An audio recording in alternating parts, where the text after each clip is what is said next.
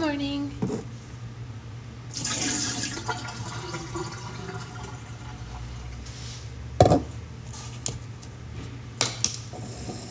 How's everyone doing?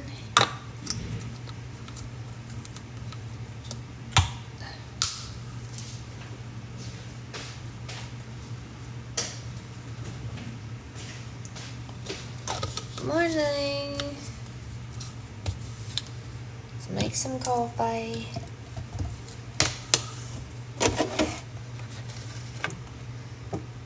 I must go to the store today. Don't let me not. Just got Spidey senses. Oh, Spidey senses. So, Spidey.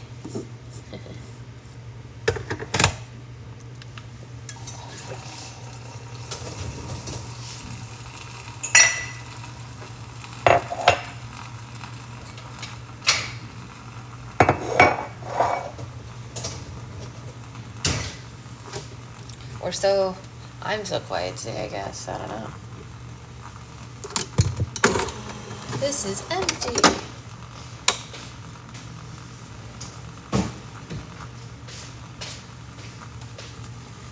I have some decisions to make. I don't want to. Can I just go back to bed? Sure. What kind of decisions do you have to make? Do you need help? Decisions.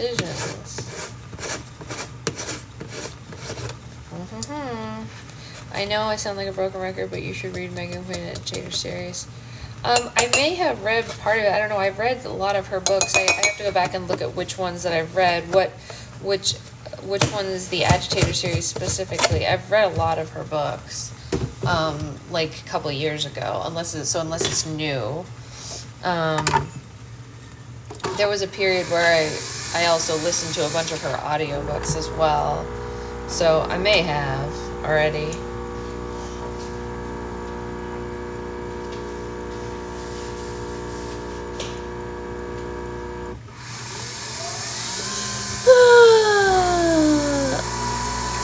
Stretchy.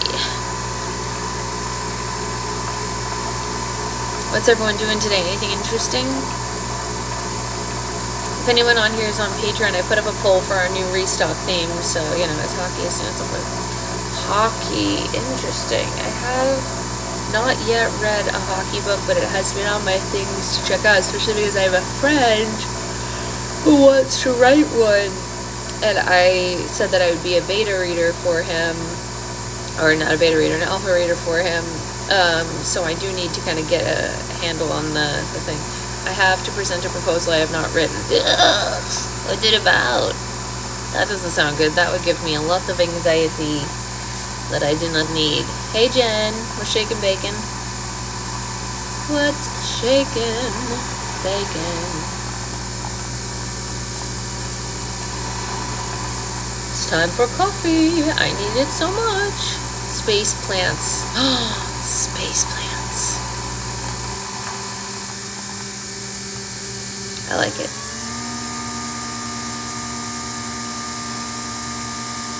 You forgot to bring coffee? Oh no, that's not good. Can somebody, I went to a drag comedy show last night, so tired. Oh, that does sound fun. Anybody I know you live in Washington, or, yeah, so, it could be, is it anybody from anything that we've heard of? I know that they go around and stuff. Which one, Becca? There's so many. Can you give me a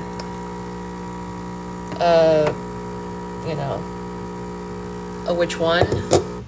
Bianca Del Rio? Oh, that is exciting. Becca, I can just hook you guys up via text if you want. Can somebody remind me to text Shira about charms when we get off of this, because I need to do that, because I need to make the slime of the month, and I do not know where my charms are, but I know she made them because I saw them, so we gotta get the tracking. Good morning. I doubt it, Becca. I doubt she would mind.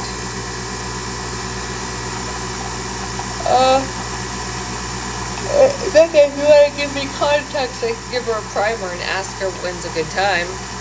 If you want. It's up to you. I started watching a documentary last night, heartbreaking. Which documentary? The Paris one?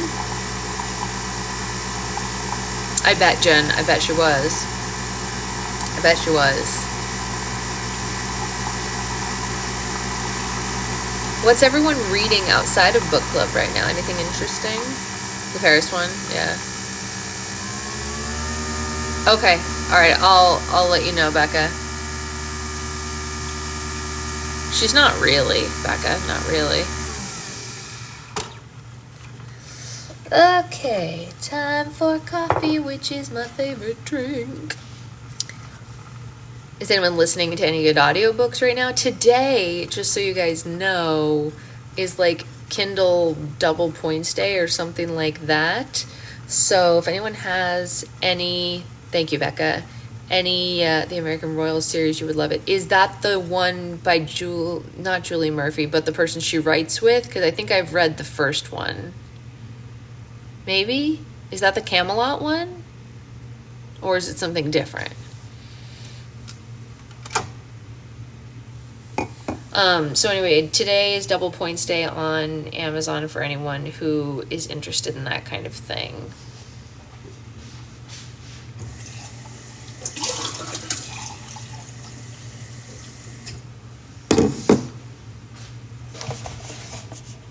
Oh, huh.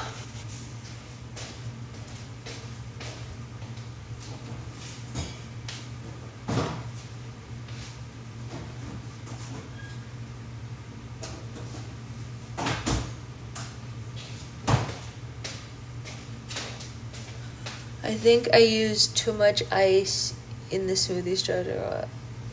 Wait, oh, really? Yeah, double points sounds fun.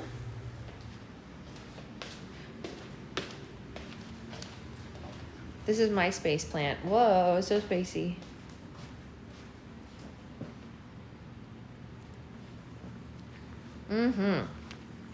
What? The chair's cold. The little backs of my leggies were not prepared for that.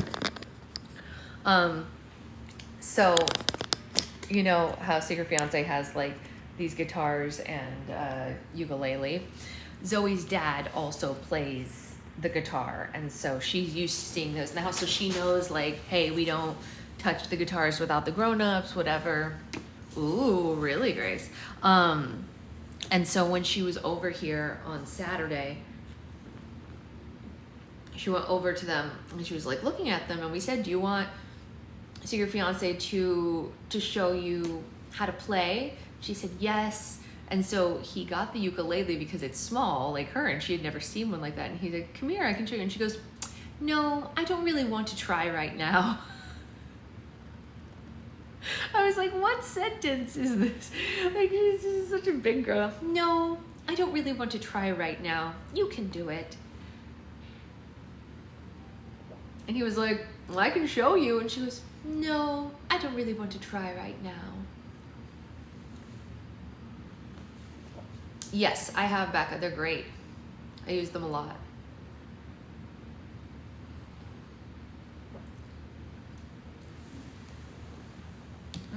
Coffee is so good. She is such a sweet girl. Like, Zoe is one of those kids, good morning, that is like, she really could. I mean, truthfully, Grace. Zoe is one of those kids that is constantly baffling to everyone. Like, everyone is like, how is she so good?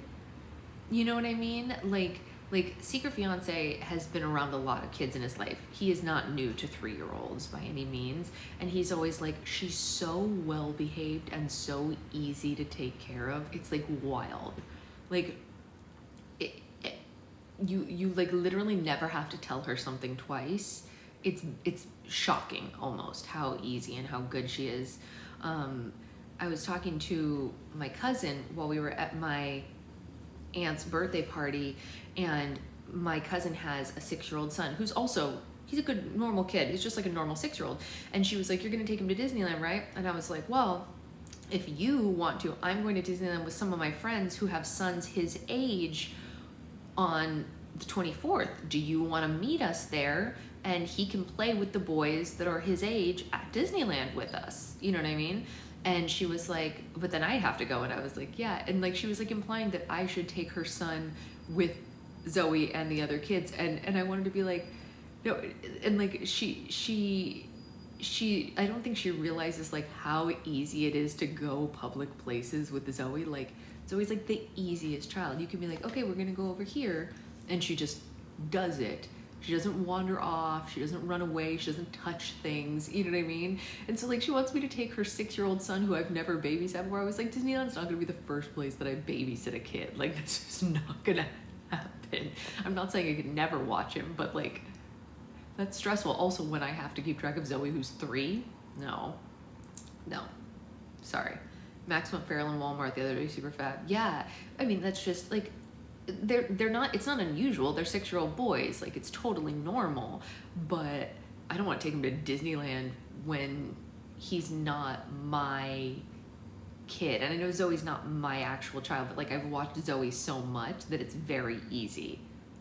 Yeah, I do not think that Austin has any kind of ADHD or ADD. It's so funny because my cousin believes that her son is like, she believes him to be feral, essentially.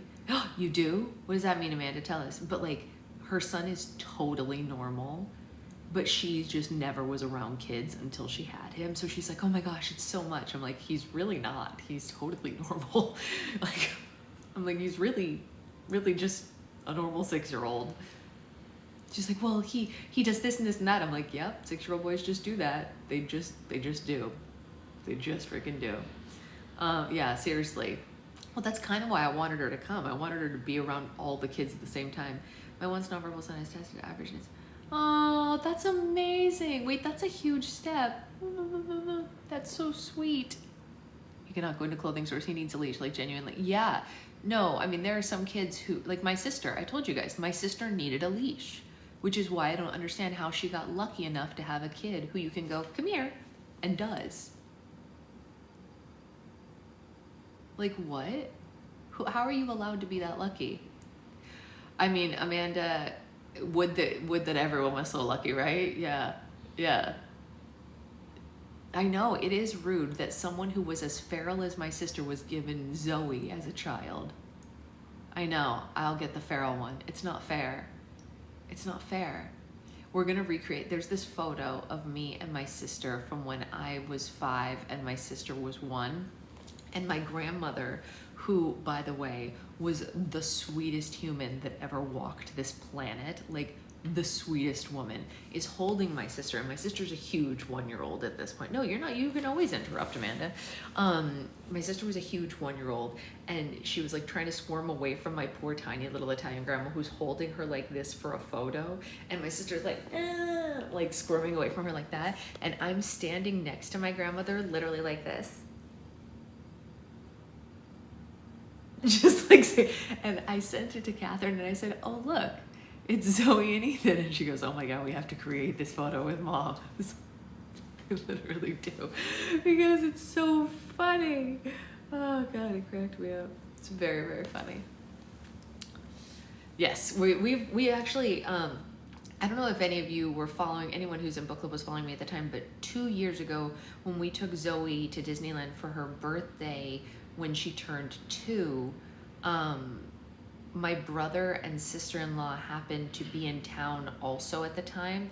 And so my sister and brother and I did one of those TikTok videos where we create a photo of us from when we were kids, and it has the "I'm just a kid and life is a nightmare" song over it, but it's a photo of the 3 of us at Disneyland, and we walk over and like recreate the photo from when we were kids. So we did that. I mean, maybe. The thing is, Ethan's squirmy, and he doesn't like a lot of people other than his mom, but he's not a misbehaving child, though he's also not even 1 yet, and he can't walk. And he's the fastest crawler I've ever seen. So he could be a runner, because like when that boy crawls, he's like, and you're like, oh my God, where is he? Like, he crawls so fast. And when he does the walk along with things that he can hold on to thing, he can walk really fast. He can't walk without holding onto something yet, but when he does go, he's going. So she might have gotten her comeuppance finally in her son, which is funny. It's funny. Funny for me anyway. I never knew what people meant by a runner until my little brother could run. Right. Oh, yeah. Oh, for sure, the best one. The little bit. Yeah, absolutely, Becca. Yeah. Well, because, see, the thing is, Catherine got one thinking that Zoe would need one because Zoe is a fast kid, but she's not a misbehavior. So if you tell Zoe, like, I don't know, I think you guys know, we all took Zoe to the Disneyland race that I did in February, and she did the kid race. I don't know if I told you how much she smoked the other kids. She's like the fastest kid on the planet. They did it in waves where they would like line up 10 kids and let 10 kids go, and then like count to 10 and line up 10 more kids and let 10 kids go, and then line up. She got around 4 rounds of kids in front of her and crossed the finish line before them. Like, she's so fast, but she just doesn't misbehave. So even though she's fast, she only runs in the appropriate places. So Catherine didn't need the leash that she bought for Zoe. Exactly. She's super fast. She's extremely agile.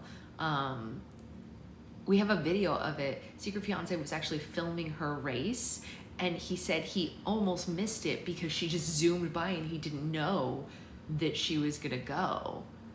Hey Brittany, hey Anya. So yeah, anyway, they're gonna have a lot of fun. We're going to Disneyland literally a week from tomorrow.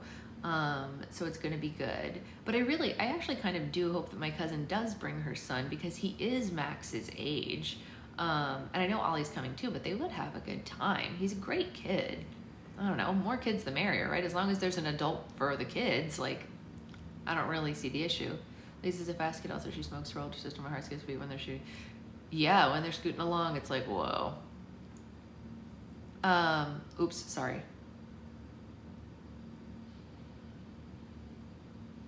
I mean, we're never going anywhere with anybody. We would never do things. We don't like people. Okay, let's read, and then I have a lot to do today, including going to Target, making slime, etc., and so on. Yes. I definitely, he knows I don't like people. Thoughts on Broadway Jonas Brothers drama? I didn't know there was Broadway Jonas Brothers drama. What's the Broadway Jonas Brothers drama? Good morning, Renee. We were just talking about next Wednesday. Just left Target myself. Did they have glue at your Target? You could send it my way. Shira's Targets and Walmart's always have more glue than mine do. So whenever she comes up to visit, she always brings me extra, which is very kind of her. No, we're not going anywhere. We would never go anywhere. We don't even know one another. They canceled the Europe leg so he could do a Broadway play. Really? Really? I didn't know that. Joe's postponed tour for later 3 months. Boom, at the booth. Grace, I don't think it's that anyone's buying up the glue. I think that they don't stock that much at my store, because whenever I go to the front to buy it, I always ask them and they barely, like, yeah, seriously. Nick is doing last 5 years in the spring. Oh, I didn't know that. Ooh, do we think he'll be good in the last 5 years? Ooh, maybe. I'm gonna withhold judgment. I did see him in How to Succeed in Business, and he was good. So maybe he'll be good at it, but last 5 years is one of my favorite shows of all time. So that's a hard one for me. Yes, I have, Amanda. I always go to the front, and when I check out, I'm always like, hey, if y'all could get some more, I'll buy all of it. You know what I mean? One of those things.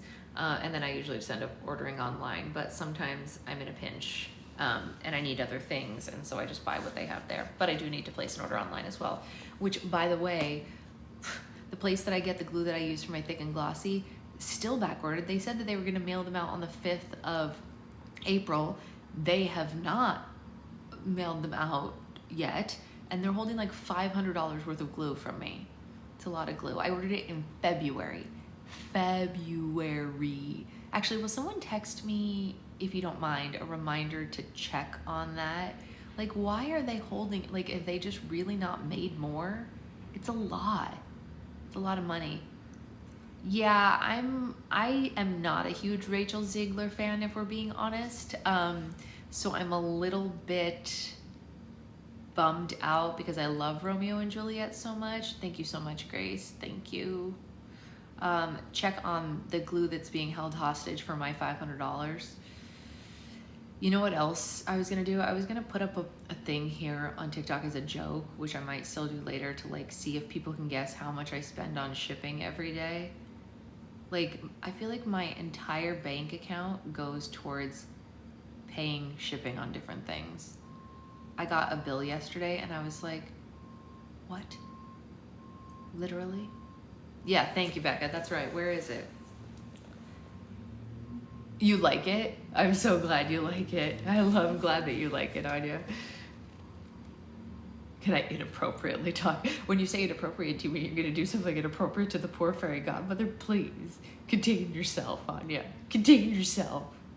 I'm kidding. Do whatever you want. It's your slime. Once it's yours, you do whatever you want. You all love it. You all love it. It's funny because people slept on that at first. Not as many people pre-ordered that as other things. Speaking of which, there's no way that I paid enough in shipping for all that slime. Yeah, but Nikki, you have a membership. So don't forget that when I can combine something from your membership with your order, it actually decreases the shipping for you overall, which is so great. That's why I always try to combine people's things. Like if someone has like a slime of the month, I try to toss it in their order if I can, because it actually saves them on shipping, which I love to do for y'all. So it's great. I don't really worry so much about members with shipping because like I built a little bit of shipping cost into each of the memberships to like be a buffer. You know, just a little bit. Not like, it's not like exorbitant, but like people always want to know like, oh, how come Sparkle Pop costs so much more than Grab Bag? And it's mostly the extra shipping because the slime that you get on the Sparkle Pop level costs more to ship than the slime that you get on the Grab Bag level. You know what I mean? So like, for example, a Grab Bag slime generally, approximately, costs about $5 to ship, whereas the Sparkle Pop slime, because it's a full 8 ounce, usually costs about $8.90 to ship approximately. So that therein accounts for a pretty significant increase in the cost of the level. You know what I mean? So anyone who's ever asking like, how come this level is XYZ and this level is this and that and the other, oh, I see what you're saying, Anya and Becca. I see. So yeah, that's why I charge different things for different levels. It's based on what you get, which is the same reason that like, so the level of custom is $30 flat, but they also like don't get classes and stuff like that.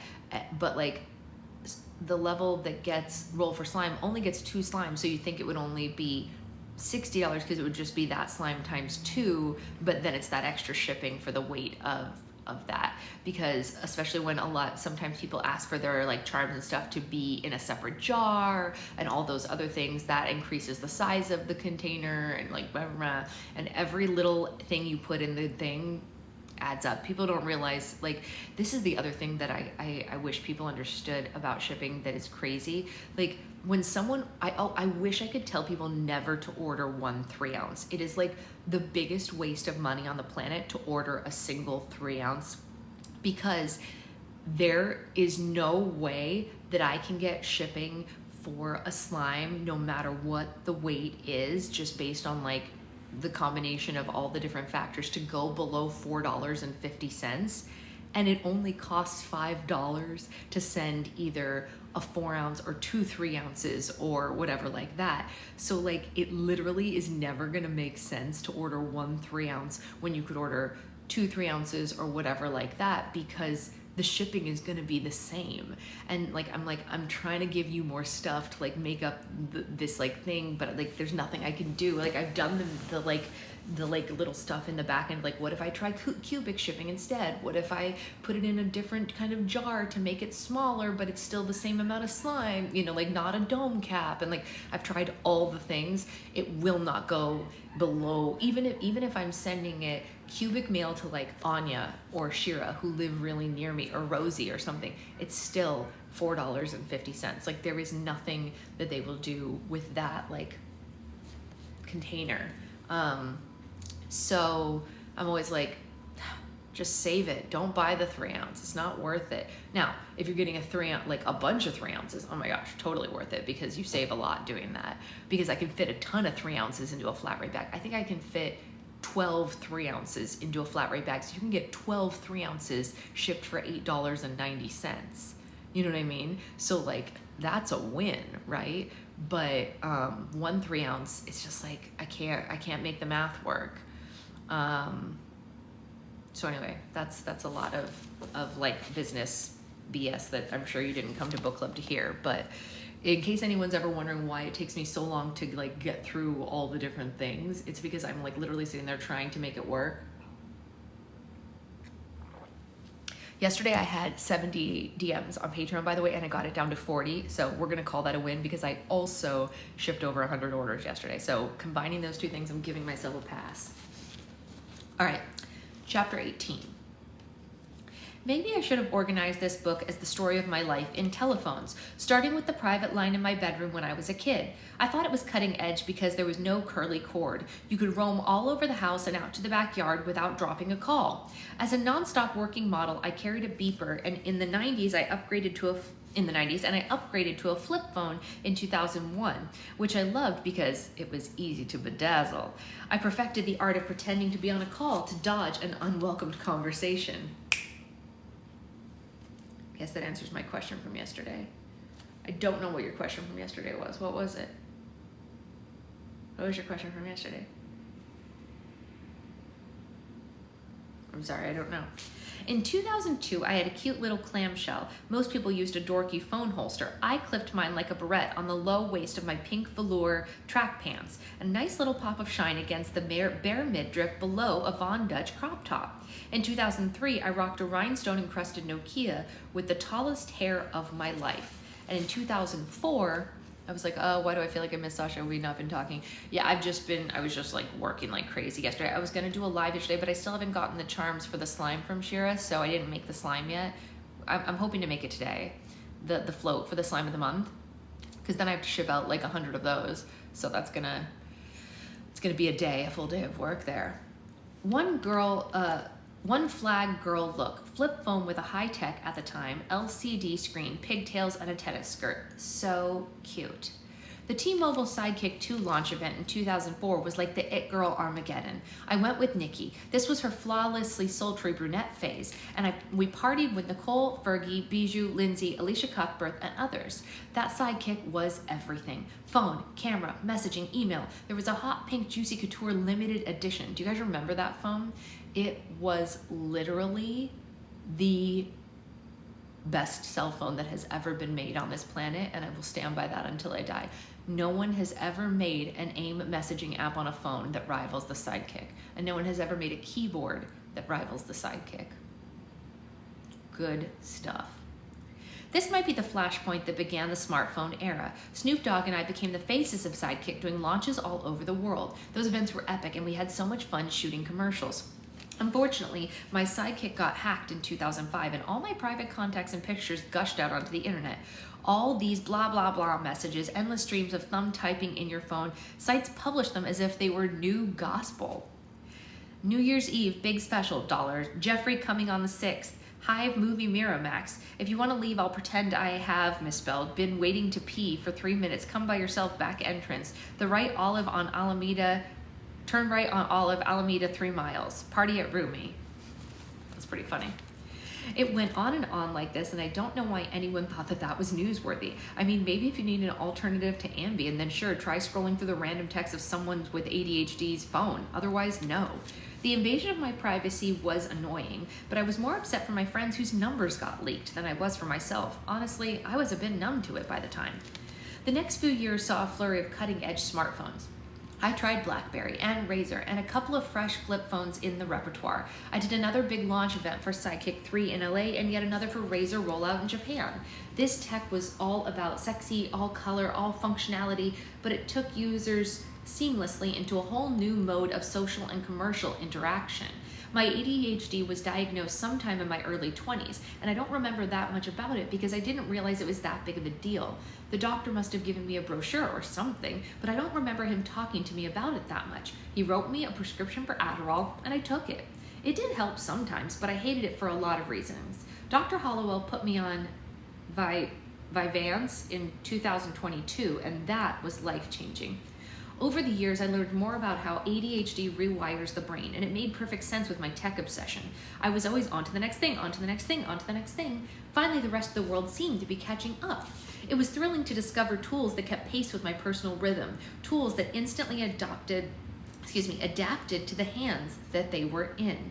Apps were developing, AI was learning. I couldn't wait to get my hands on the next new thing, and I had the money to get it. With my laptop and high-speed internet connection, I was never alone in my bed at night. Somewhere in the world, someone was up doing something interesting. Pocket friends.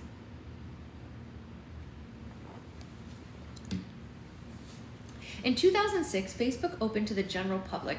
Thanks again to my first manager for screwing me over on that one. Twitter did a soft launch in 2006 and then went huge at South by Southwest the following year. Twitter was an ADHD dream, a steady stream of new ideas, images, directions, and possibilities. At 25, I was just having fun, shouting out little things that made me happy, and there was no denying the commercial power, the direct, bankable influence of that happy little shout out. If I tweeted about a bag or a shoe or a shirt that I loved with a link to a designer or a store, there was an instant surge of sales. It wasn't an advertisement, and most of the time I didn't get paid for it. I wasn't thinking about how I might control and monetize it, and I think that's why it worked. It had to be organic. The smartest thing I did was keep living my life and figuring it out as I went along. Meanwhile, designers and marketing trend spotters noticed what I was doing and started sending me all kinds of gifts. Clothing, accessories, sunglasses, dog toys, the newest gadgets, and even cars, hoping that I would post about them. Every day, UPS pulled up and unloaded tons of boxes. Every closet and spare room was overflowing. Faye Resnick was helping me renovate my house and suggested I ask Kim Kardashian to help me organize it all. Kim had started a business where she went into the closets of famous people and took whatever they didn't love and sold it on eBay. It was genius and generated tens of thousands of dollars for charity and fun money.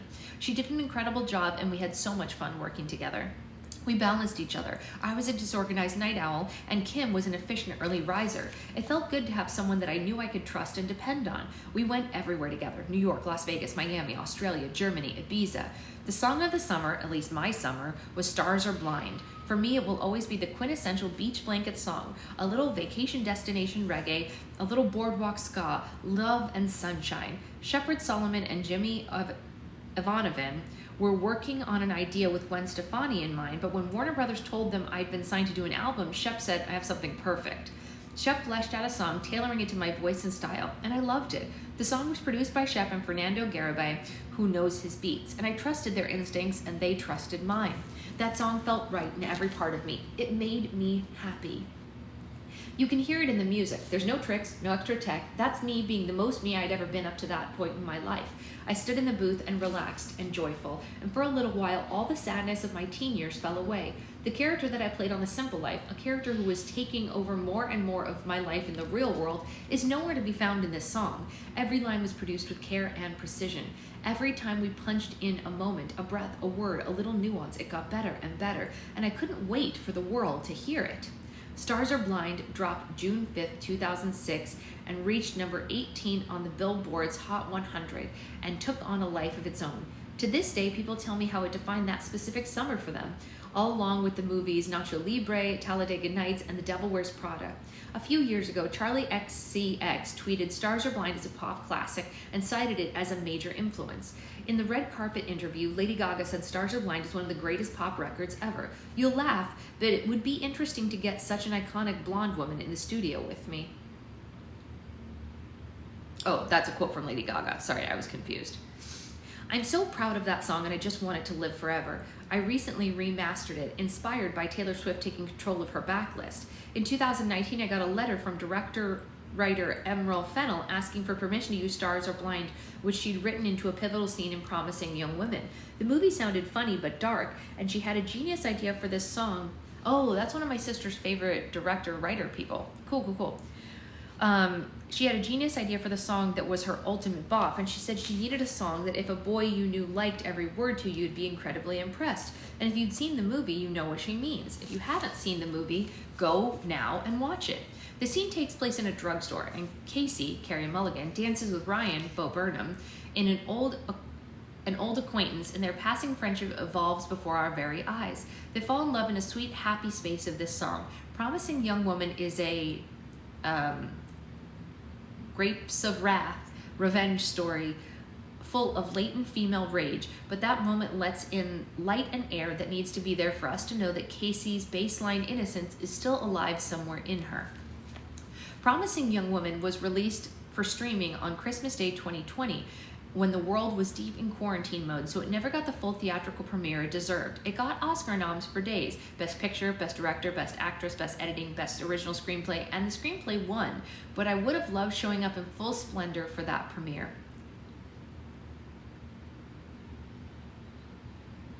Usually I have breakfast right now. Instead, Carter and I watched it in bed. We were on a yacht somewhere on a Christmas vacation. In the sweet, happy space of that song, I let myself own baseline innocence, a baseline joy that no one could ever take from me. I loved this good man, and he loved me, and I had it in me to love and be loved. What a relief to know that about myself after years of reasonable doubt. In 2007, Tumblr launched and Apple unveiled the iPhone. I felt something monumentous beginning, and at the same time, an era was ending for me. The Simple Life was in its final season, the one where Nicole and I were camp counselors, and it seemed like there was a shift in the party vibe. The wide open windows of social media made it easy to go viral in one day and get swallowed whole the next. People popped up and disappeared so quickly you never had a chance to know who they really were. My peers and I went hard, and not everyone lived to look back on it. I saw so many people pass through the meat grinder of fast fame. I wanted everyone to love me, constantly on, constantly moving, making connections, finding ways to work with people that I admired. I was out with boyfriends or girlfriends every night, and most of the time, Elliot went with us as our designated driver, but every once in a while, I just wanted to do my own thing. I love to drive, so I usually took my own car to and from work. September 7th, 2006, I got up around 3 in the morning and dozed in the chair while I got glam done for the second day of the music video shoot for my song, Nothing in This World. The storyline's about a kid who's getting bullied at school until I move into the house next door and I go to school with him so that he can be the big man on campus. It's sort of a callback to when I went to prom with the sweetest, nerdiest kid. His big sister asked Nikki to go with him, and she didn't want to because she had a boyfriend, but I was like, yes! I was 23, and I wasn't completely over the fact that I never got to go to prom. We did this whole thing: corsage, limo, mom taking pictures in the backyard, and when we showed up at the dance, everybody lost their mind. Paris effing Hilton is here with that guy? It was one of the greatest nights of my life. So this video is really sweet, but there were a lot of moving parts. We worked for about 16 hours and I never had the chance to eat anything. But when we wrapped at the end of the long day, I joined in a toast with the crew having a margarita. I felt fine, but on my way home, I got stopped for speeding and blew a .08 on the breathalyzer, the absolute minimum required for a DUI in California. I pulled into the In-N-Out drive-thru waiting for a burger and fries, which probably would have solved it. It's the least spectacular flameout in celebrity flameout history and the most expensive margarita in margarita history. That's amazing, Jen. Please let me help you. I worked on Awesome 80s Prom. I know this inside and out. I went through the whole processing feeling stupid and angry, more at myself than anyone else. It was way after midnight. I couldn't decide if it was worse to call my parents and ruin their sleep or let them wake up to the news in the morning. So I called Elliot and he picked me up from the station house. I just wanted to go home, but I knew the paparazzi would be waiting. I suggested maybe I go to a friend's house, but Elliot said, you should go home. They need to see that you are stone cold sober. When he pulled up to the gate, I sensed that I wasn't in for the usual dance that I'd always done with the Paps. There was a different sort of energy. Even through the closed car window, I could hear one of them mocking me in a high voice, hee hee hee, I'm here. As I waited for Elliot to come around and open my door, I got out pretending to be on the phone. Paris, how you feeling? Paris, can you tell us what happened? She's not going to be making any comments this early, said Elliot. I'll come out and see you all in about 10 minutes. Okay, bye, I love you, I said to the imaginary person on the phone. I punched the code into the alarm on the gate and flashed a smile for the cameras before I went in. The guys must have gotten paid well for staying up late. I saw that footage over and over again on the news the next day, followed by a brief Q&A with Elliot. You saw her moments ago, he said to the paparazzi outside my gate. She was clearly not intoxicated. She was not drunk, but the officers did what they have to do in a situation like that. They took her to the station. She went through the same procedure that everybody else does. When it was determined that she's obviously not a flight risk and not inebriated, they let her go on her own recognizance. Absolutely, Jen. You got to go all out. Like, hilarious. Awesome Prom was one of the best times in my life. Absolutely loved being in that show. He emphasized that I'd only had one drink and received no special treatment during processing. Will Paris spend time in detox? They asked. It seemed like that's what people wanted, a big addiction/redemption sob story, but I didn't have one. I remembered Elliot's advice the day that we met. Don't lie, just own it. I called Ryan Seacrest and gave a calm, candid interview on the radio the next morning, accepting responsibility and making no excuses. I went to court and got 3 years probation and a $1,500 fine, a 4-month suspension of my license, and court-ordered alcohol education classes. Fair enough. I accepted that. Even if they were stretching to charge me with a DUI, there may have been times that I probably was over the limit and didn't get caught. Pause for an important message. Don't drink and drive. It's stupid and dangerous. It will F you up. Even if you don't feel drunk, just don't go there. Also, don't text and drive. Same reason. Don't drive if you're distracted, upset, sleepy, or whatever. Even though I was only on the fringe of testing positive for tipsy, I was way too tired to be driving, and I've heard that's even worse, even though it's not illegal. I deserve to take a knock for the stupid choice that I made. I didn't deserve what happened next. I was told by my lawyer that I couldn't drive at all for 30 days, and then for 90 days I could only drive to and from work. The day the suspension was lifted, according to him, I was driving to work and got stopped for speeding, and I didn't have my lights on. The city street was brightly lit, and that's such a stupid mistake, and it still hurts my head. What seriously screwed me is that my lawyer, who'd never handled a DUI and didn't have a drive for work waiver that he thought he had, he told Elliot, and Elliot told me that I could drive as of that day, but that's not what the paperwork said. My license was straight up suspended. The lawyer threw Elliot under the bus, and Elliot blamed himself, but I was a grown woman driving in a $500,000 vehicle. Jesus Christ. It was my responsibility to handle myself, and I should have read the fine print in the paperwork instead of depending on someone else to tell me what I could or couldn't do. Even on the brightly lit street, I should have had my lights on. I deserved a ticket for that, just like anyone else would get. The miscommunication about the suspension took it to a whole nother level, and now I was looking at going to jail, and that terrified me. My parents were heartsick, but they were here with me. My family closed ranks around me and loved me, and all the grace I could have asked of Mom and Dad when I was a teenager was there for me in that moment. Mom could see how scared I was, and she let me cling to her like a little tree frog. Elliot tried to step up and testify that he had told me it was okay for me to drive to and from work, but the judge wasn't having it.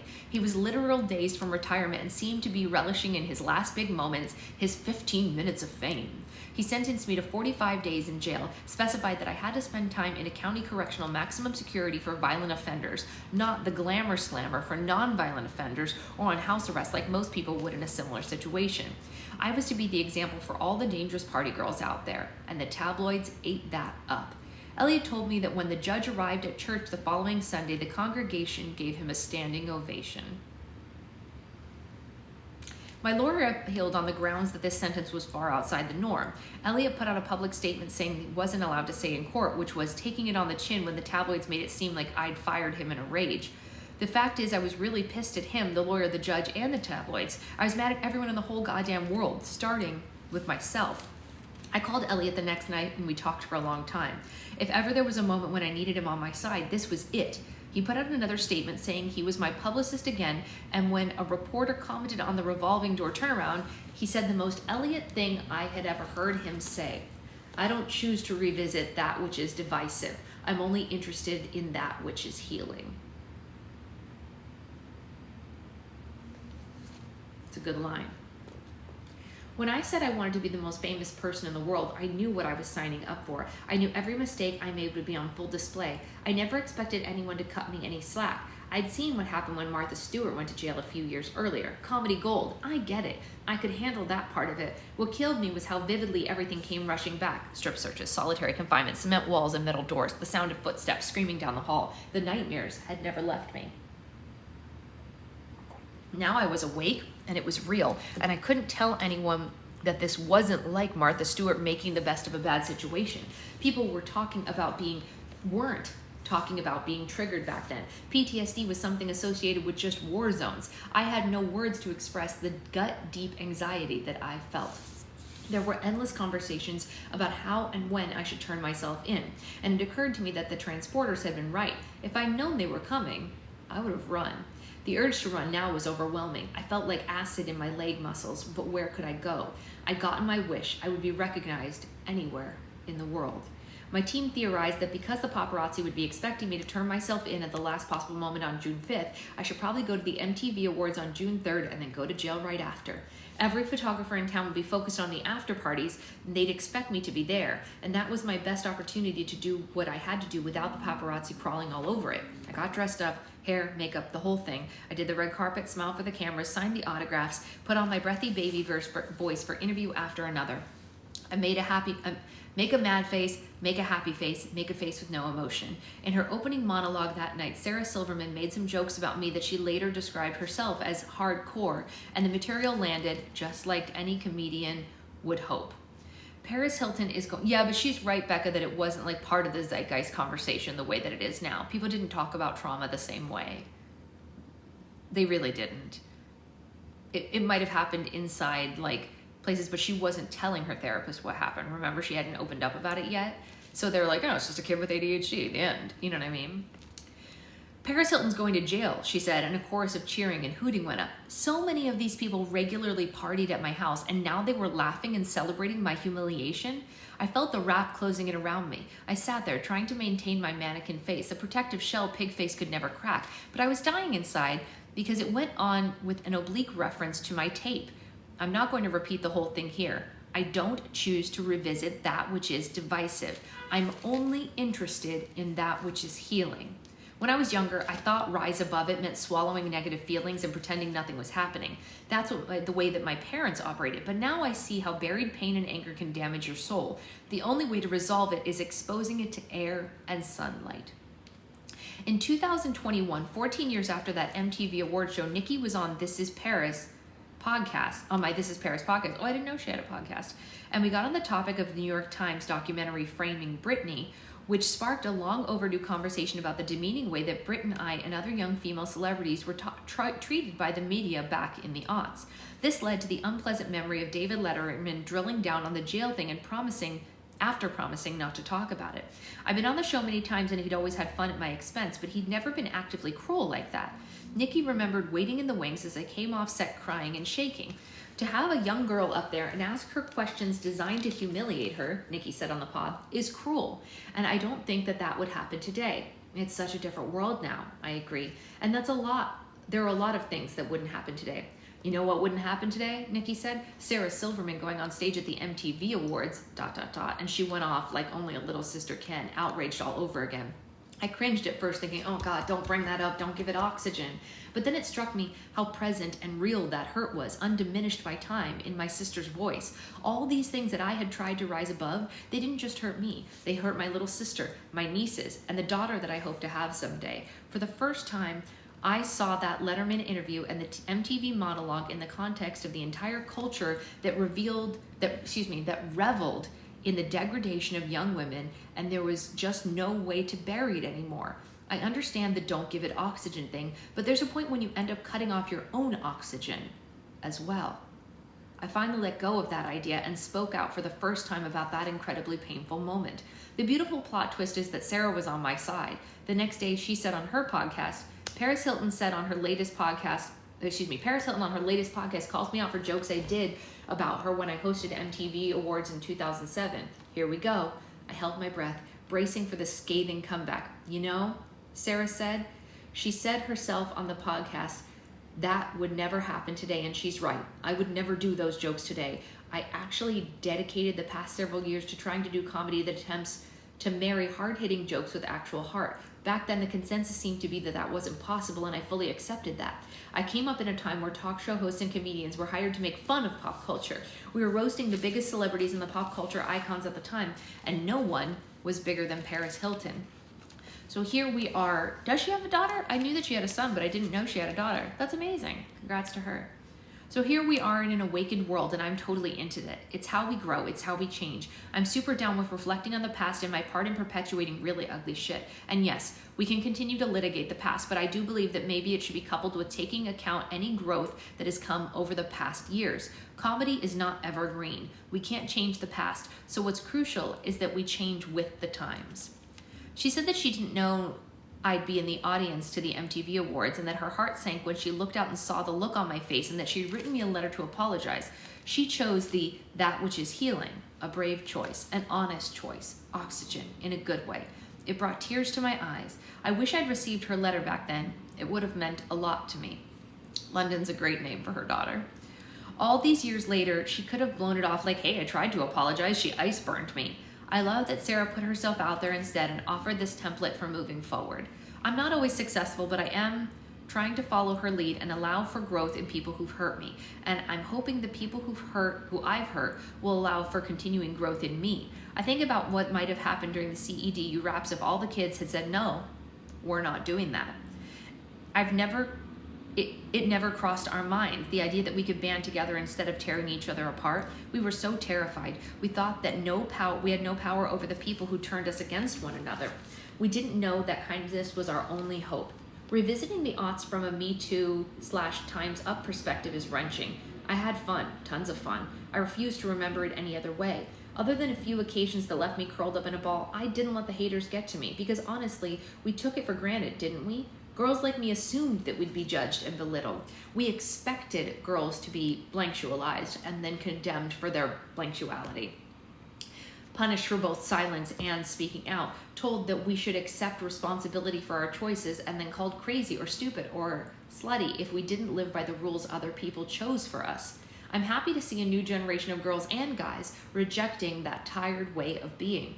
I think that we can be better. I believe kindness and decency will win eventually because it's good business. The market for assholes is simply not sustainable. It should come as a great comfort to all my fellow F-ups. Redemption is a thing. Sometimes it's hard to find. Other times it comes out of nowhere and it makes you cry. The night of the MTV thing, I turned myself in at the LA County Jail and went through the whole process. Mugshot, cavity search, orange stuff. It was like a big fist wrenched into my chest and closed around my heart. I seriously thought I was dying. A doctor came, or a nurse. She examined me and held a paper bag in front of my face. Night ground into day and into another night. I couldn't stop crying. I laid in my cell doubled over with dry heaves that made my ribs feel broken. I was having severe panic attacks and PTSD. My attorney provided evidence of the medical necessity and received permission from another judge for me to spend the rest of my sentence on house arrest. But that crusty old man who was supposed to have retired stepped in and said that I would be rearrested and brought back in handcuffs, strip searched again, and processed back into county lockup. I don't know why it meant so much to him. These extraordinary measures were not about me being treated the same as other people. They were about me being treated worse. The warden felt that it would be too disruptive and dangerous to put me in general population, so he put me in solitary.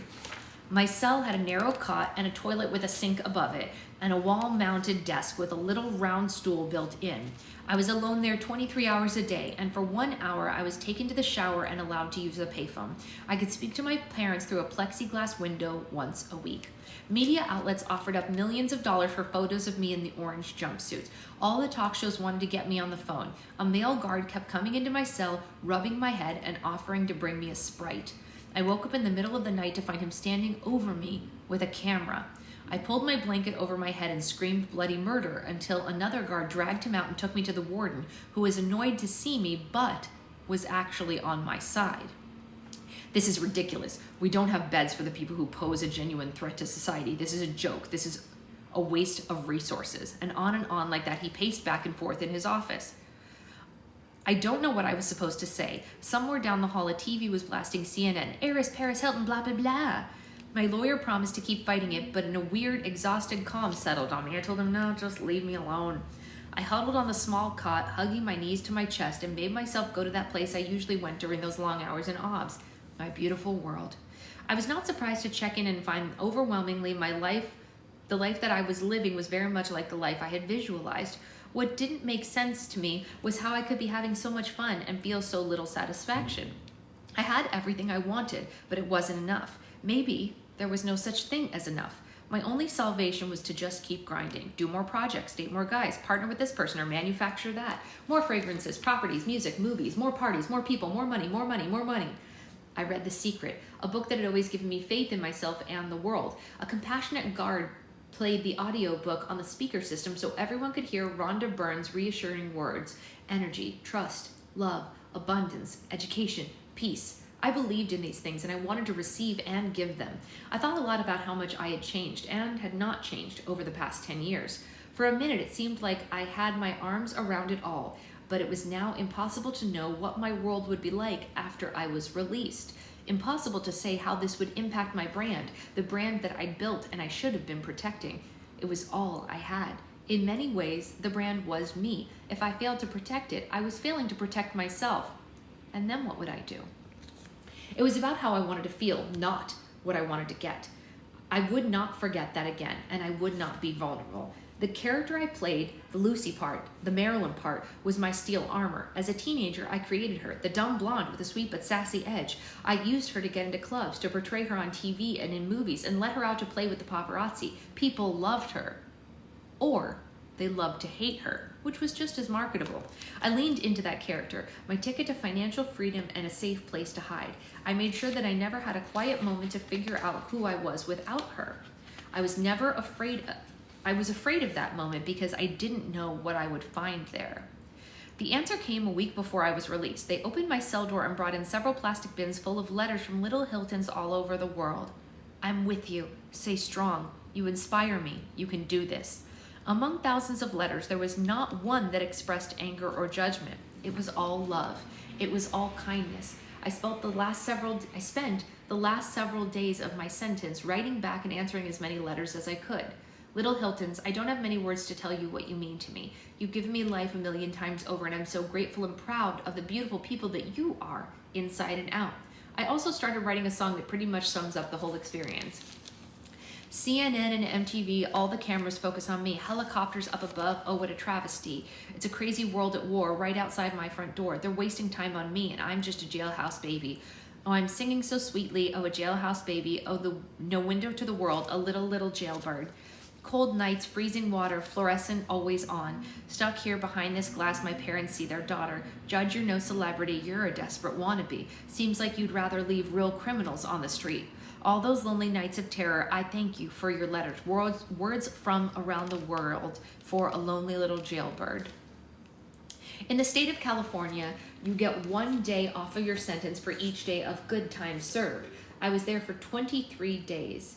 The evening I was released from jail, helicopters filled the air while paparazzi and mainstream media pressed against the chain link fences that created a long alley that I had to walk down to get to the car where Mom and Dad were waiting for me.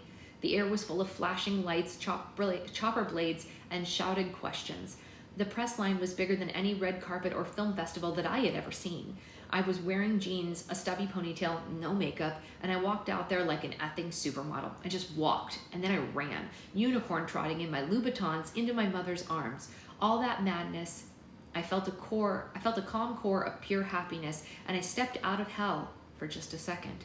In the months that followed, the paps were relentless, and I eventually had to sell my home and move to a gated community up off of Mulholland. I loved my new house, but it was hard to leave the happy party house on Kings Road. That felt like the end of an era. Part 4's quote is, "Sometimes good things fall apart so better things can fall together." Marilyn Monroe.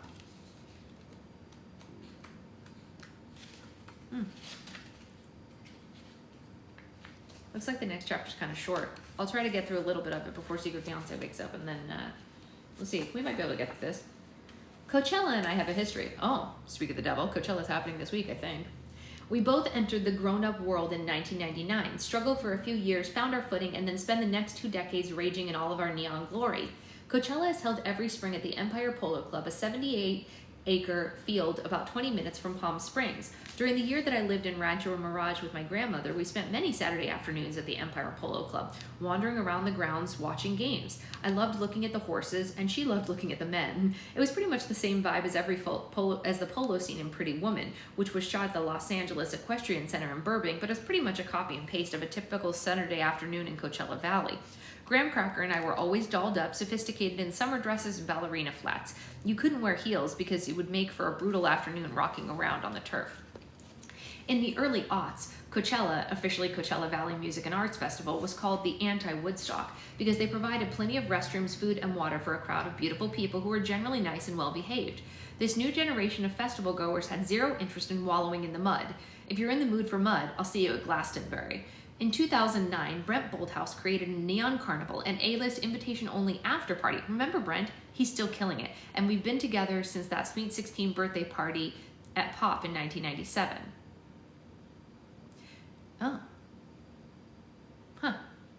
From the first year, I was obsessed. Someone asked me last week, will you be at the Neon Carnival? And I said, honey, I am the Neon Carnival.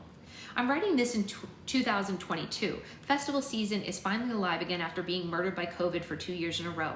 I'm a little stressed about my wardrobe. I'm usually a control freak about wardrobe for Coachella and Burning Man, dissecting every detail months in advance, but I've been busy insanely working on a mirror event and a neon carnival in the metaverse. So at the last minute, I called my friend Shadi Lynn, who owns Dolls Kill, this sick raver store that sells glitzy, goth, artistic, crazy, sexy clothes and accessories. I love supporting this woman-owned small business. I also had Michael Costello make me a few daytime dresses, flowy, boho chic, that I can wear with ballerina flats from Nikki's French Soul collab.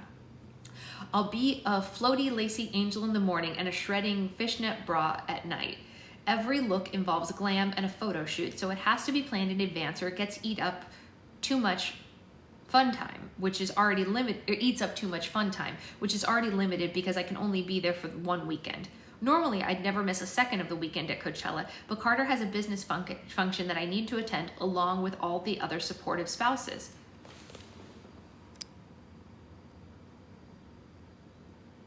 Apparently, I got too still again. Too still, too quiet. I'm weirdly thrilled by the domestic wifey for lifey duties like that. I know, Carter and I know how to work a room together, a power couple dynamic we both learned from our parents. I don't know how to explain it, but it's a thing. This graceful, sweeping ease, a form of unspoken communication that can't be learned or faked. It only happens if you genuinely respect, trust, and support each other. Maybe the best word for it is alliance. We're in this together. What's important to Carter is important to me. What's important to me is important to Carter. Even so, I'm afraid the FOMO will be real when I see everyone else posting pictures from Coachella weekend too. A lot has changed for me since the last time I was at Coachella. I've changed for the better, I think. But the biggest difference is having Carter with me. For the first couple years of our relationship, it coincided with quarantine. This is our first festival season together, and right now Carter's standing in the foyer in shock when he sees the quantity of luggage that I need for a 3-day weekend. 24 suitcases, garment bags, multiple bins containing bags, crowns, sunglasses, several cases of glam and tech equipment, and a life-size cardboard cutout of DJ Paul, Let's Get Fizzy Fisher, founder of Fizz Hard Seltzer. It all makes sense to me. Trust me.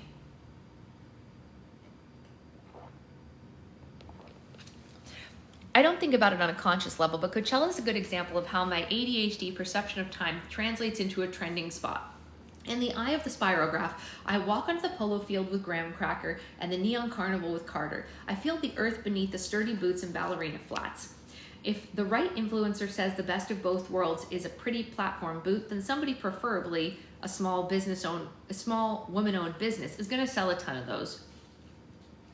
We load out and leave before sunrise, fly to Palm Springs in a private jet, and relocate to our home base hotel suite, where my team helps me reorganize everything into a walk-in closet. Friday morning, we pull up behind the main stage of Coachella in an RV the size of a Greyhound bus. In the next 72 hours, I get maybe 10 hours of actual sleep. I'll get less if I didn't sleep while people did my hair and makeup. Marilyn Monroe used to do that too, lie there sleeping while the glam squad did their work as if they were putting makeup on a corpse. It's not good quality sleep, it's more like a power nap, and I'm okay with that for the weekend. It's kind of fun to wake up with the iridescent lips and Sailor Moon space buns, and I have to make the most of my only weekend at Coachella. First and foremost is the music. In between the main stage acts, Megan Thee Stallion, Harry Styles, Billie Eilish, Swedish House Mafia, With the Weeknd, Doja Cat, there's a constant rotation of amazing performers on 8 stages. I have to map out a schedule and literally run from one stage to another in my platform boots, making sure that I have time for all my favorite DJ sets and my favorite thing, the Neon Carnival. The Neon Carnival is the last echo of the LA party vibe that we loved at the turn of the century. New York had Studio 54, Brent said to me long ago, and we had the 90s and 2000s. You could go into a club in LA on Monday night and feel like it was an Emmy party. I'm not the only one who still wants to party like it's 1999. The Neon Carnival is a curated experience that makes me think of those wildly fun, colorful turn-of-the-century parties. In the beginning, it was staged inside a giant airplane hangar, but after 10 years, they moved it to HITS, Horse Show in the Sun Equestrian Center. The guest list is limited. There are no tickets or tables for sale. It doesn't matter if you have money or a massive Instagram following. There are celebrities like me and venture capitalists like Carter, but fame and money aren't the be-all end-all. You're just as likely to bump into a skater poet from Venice, a race car driver from Australia, models from Japan, advertising moguls from Kenya, and people from different cultures, people with different abilities, loud, quiet, straight people, gay people, drag queens, drama queens, introverts, extroverts, extroverted introverts. And the only thing we all have in common is that we're alive and lit up with milky neon magic. For Neon Carnival, avant-garde fashion is the rule, not the exception. So the clothes, hair, and makeup are out of control, but not as expensive and hard to move around in as the avant-garde looks you see at the VMAs and the Met Gala. I love seeing everyone break away from the expected, expressing their personal freakishness, whatever that is. I think I'll wear a little black dress with neon green beads and come alive in the black light, plus sunglasses from my new Quay collab, a fleecy neon rainbow bomber jacket from Doll's Kill, and a little hologram backpack for my phones, ketchup packets, Heinz and fries always, extra tiaras designed by Melissa Loshi for Loshi Crowns, who makes these glorious bespoke headpieces and sells them on Etsy. So I can gift them as the spirit moves me, and a couple of fragrances, sometimes I wear a men's scent, a makeup kit, and a little battery-operated fan, because hello, it's hot, temperature-wise. In the wake of the 2008 economic collapse with Web 2.0 democratization of the internet, we started talking about the long tail concept of the content creator that breathed outside that box. No more product launch windows, no more gatekeeping. Now you could create and make your own marketing plan in the palm of your hand. I was on the bleeding edge of it all with the name recognition, for better or worse, powering my platform, which got me some great opportunities in movies, television, and traditional media. Some people were saying that the old world and the new were separate and incompatible, but for me, it was a healthy symbiotic mix. There was no established path for me to follow, no role models for me to learn from. I just spread my wings and let the updraft take me. In 2008, during the 2008 presidential election, the McCain campaign inexplicably chose to use images of me in their ad campaign of the worst thing they could think of, a Hollywood celebrity. I guess their intention was to equate Barack Obama with me and Britney, vacuous celebrities with nothing to contribute to the dialogue. A relatively new website called Funny or Die came to me with a brilliant idea. I did a series called Paris for President, of faux campaign ads which included some of my favorite dialogue ever. Me, sitting on a chaise lounge in a cute swimsuit. Okay, so here's my energy policy. Barack wants to focus on new energy to cut foreign oil dependence. McCain wants offshore drilling. Why don't we do a hybrid of both candidates' ideas? We can do a limited offshore drilling with strict environmental oversight while creating tax incentives to get Detroit making hybrid and electric cars. And that way offshore drilling carries over until new technology kicks in, and then we'll create new jobs and energy independence. Energy crisis solved. I'll see you at the debate, bitches. What popped up? I didn't see something. Did something pop up? I studied the scripts so that there wouldn't be a teleprompter and it would be clear that I knew what I was talking about. No baby voice, just me. The crew came to the Hamptons to film, so I got to hang out with my family at the same time. Oh my gosh, that's funny. It did pop. Hello, TikTok. We are not talking about the 2024 elections. We are talking about 2008. It's over. No one can vote in it because it already happened. The polls are closed. Thank you so much. The polls are closed. You'll be back for Thanksgiving, won't you? Mom said. I probably made some vague promise that I would and didn't purposely avoid the holidays back then. I didn't make a point of not going, but I didn't make a point of going either. I was in a good place with my parents. In 2010, Instagram and Pinterest launched. The big movies were Inception and Social Network. The party vibe was noticeably shifting now with the knowledge that whatever you did, wherever you went, someone there had a camera. And anything you said or did could be out there for the whole world to see within seconds. Casey Johnson died just a few days into the new year. She'd been best friends with Nikki and me since we were little girls, and she looked so happy in the last photos I saw on Instagram, rocking a sparkly gold mini with snakeskin pumps and a Chanel bag. I clicked that little heart. It was beyond imagination, the idea that Nikki and I would never see her again. In 2011, I turned 30. It was a new era for social media as an art form. Twitter bubbled up, followed by Instagram, and I was in the first wave of users. I saw it as an opportunity to expand my global brand, along with the potential to build my own interest. I looked for opportunities to lift people up with causes that I believed in. I tried on new reality series with Mom, The World According to Paris, some of which was shot during my community service hours from a minor possession bust. No big story there, just a small amount of weed, which is totally legal now and should have been legal then, especially for people with PTSD. But it wasn't legal then, so that was a fair shake. I put in my 200 hours of service, and then we were having so much fun that I put in another 350 hours. I was happy that we were able to direct some of the attention to deserving organizations serving the homeless in Los Angeles. The show was fun and Mom was great. Traveling so dominated my life that I decided to do a passport collection of fragrances: Paris, South Beach, Tokyo, St. Moritz, all rolled around the world promoting them. I sponsored a motorcycle team in Madrid and walked the Brazil Fashion Week with Lady Gaga's Born This Way booming in the background. I had a lot of fun posting about my travels on Twitter until I discovered that you could post about all the exciting places you were going, and then people would know that you weren't home and they would rob you. I was so stunned to find out that a group of high school students, later known as the Bling Ring, had entered my home on several occasions while I was gone, taking jewelry, shoes, clothes, cash, and whatever else they wanted. I know. It's hard to feel sorry for someone whose closet is so overflowing. They don't immediately notice that $1 million worth of stuff is gone. But when I was finally home long enough to realize what had happened, I felt violated and angry. I'd worked so hard for my space. I was exhausted when I came home. This was supposed to be my sanctuary. It took me a long time to feel safe there again, but I couldn't contemplate the thought of moving. I was done running away. Anyway, this house was so special. When Sofia Coppola was shooting The Bling Ring, she asked me if she could shoot there. There's no way to recreate it, she said. It has to be the real thing. No, I haven't watched that documentary yet. Oh, I'm glad that this is helping, Kaylee. It was healing in a way to turn what had happened into a great piece of art. I love Emma Watson and the entire cast. The crew was respectful of the fact that she was in a real home with a real person living her life there. My life, my business, and my brand were all about loving your hot life and living in gorgeous houses with pretty things and adorable pets, hanging out with girls who knew how to have fun. I came of age during the most turbulent pop culture period since Cleopatra. While it was happening, I felt like it was fast forward: runways, parties, appearances, skydiving, skiing, cuddly pets, beautiful people, iconic photo shoots, sisterhood, business, travel, fragrance, fans, family, nightlife, flashes, lashes, bags, redefining femininity, creating music, placing beauty in the eye of the beholder, making art an experience, and experiencing art as a way of life. It's a lot, I know. I'm okay with extra.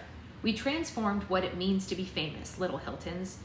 More importantly, we transformed what it means to be yourself. Very nice.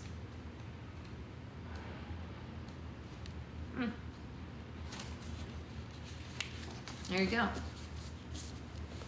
There you go. Cheers to that.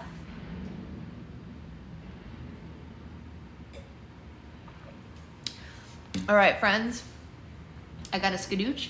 If you are a Patreon member and you have not voted for the new restock theme, please do so today if you can. I want to start designing the new slimes for the next restock, but I need to know what I am doing and what theme I am working within. Why, Brittany? Why? Also, if anyone is new here and you haven't followed me on my book TikTok or Instagram, it's Sasha Quinn Books. It's a free way to help your favorite creators by following them and helping them in their other spaces. I know I've said this like 100 million times, but trying to promote a book is 18,000 times harder than promoting slime. But I'm very proud of the work that I wrote, and I'm also proud of the new book that I'm writing. So hopefully we can make it a thing someday. We'll see. What else? Might be on later to make those slimes. I need to text Shira. Haven't thought of coffee? How can you live that way, Brittany? How can you live that way?